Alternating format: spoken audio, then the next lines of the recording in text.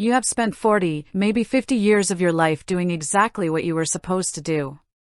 You woke up early, you went to work, you paid your bills, and you sacrificed. Every single time you got a paycheck, you took a piece of it and you tucked it away. You said no to the expensive vacations, no to the brand new luxury cars, and no to living large, all because you were building a safety net. You were building your freedom. You were told that if you reached that magic number in your 401k or your IRA, you would finally be able to breathe. You would finally be secure. So tell me, why are you miserable? Why is it that now that you have actually arrived at the finish line, or you are standing right on the edge of it, you are more terrified than you have ever been in your entire life? I see this happen to millions of beautiful, hardworking people just like you. You transition from the accumulation phase of your life, where you are saving, to the distribution phase, where you actually have to live off your money. And instead of feeling free, you feel trapped. You fall flat on your face into what psychologists call a scarcity mindset. A scarcity mindset is the constant, crushing belief that you do not have enough, that you will never have enough, and that catastrophe is waiting for you around every single corner. It is a mental prison, and you are the one holding the key. Let's address the real problem here. The problem isn't your bank account. The problem is your brain. For decades, your brain has been wired to find safety in a rising number. Every month you looked at your statements, and if that number went up, you felt safe. But the day you retire, that script flips. Suddenly, there is no payroll check coming in on the 1st and the 15th of the month. Suddenly, you have to start taking money out of that pile. And what happens?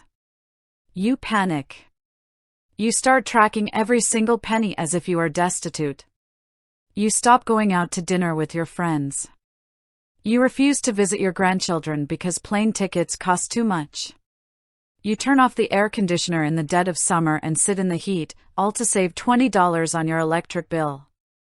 You are sitting on a nest egg that you earned with your own blood, sweat, and tears, but you are living your life as if you are completely broke. I want you to understand the fear driving this behavior, because if you don't face your fear, it will own you. Your fear is that you are going to outlive your money. You are terrified of becoming a burden to your children. You are terrified that the stock market is going to crash tomorrow, or that inflation is going to eat your purchasing power alive, or that a medical emergency is going to wipe you out completely. Those fears are real, and they are valid. But let me tell you what you are neglecting because of those fears. You are neglecting the one asset you can never buy back, and that is your time. National Bureau of Economic Research data shows us something fascinating about retirement spending. It shows that household spending doesn't stay flat, it naturally declines by 1 to 2% every single year as you age. Your early retirement years, your go-go years, are when you have the health and the physical energy to travel, to hike, to play with your grandkids, and to truly enjoy your life. By the time you reach 80 or 85, your health naturally slows you down. Your world gets smaller. Your desire to spend money on big trips naturally drops. Do you see what you are doing? You are starving your 70-year-old self of joy and memories because you are terrified of what your 85-year-old self might need, even though the data proves your 85-year-old self won't even want to spend that money. You are protecting a pile of cash at the expense of your own life. Why? Because when the stock market dips, and it will dip, that is what the market does, you won't have to panic. You won't have to sell your stocks at a loss to pay your grocery bill.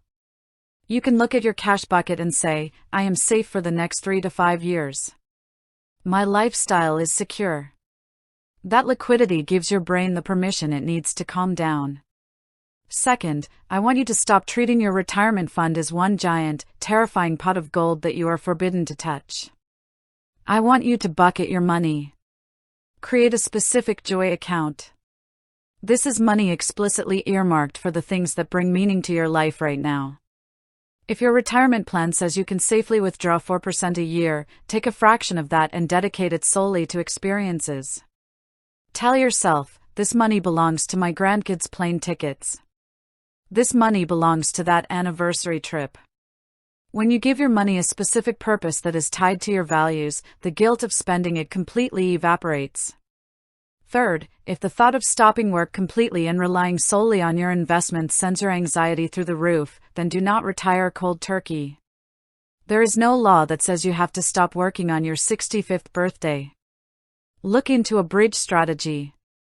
Work part-time. Find a consulting gig, work 20 hours a week doing something you love, or get a fun job in your community. That little bit of active income will cover your fun spending, it will keep your mind sharp, and it will give you the psychological comfort of a steady paycheck while allowing your core retirement accounts to keep compounding. Look at your hands. Open them up. You cannot receive anything in life if your fists are clenched tightly around what you already have.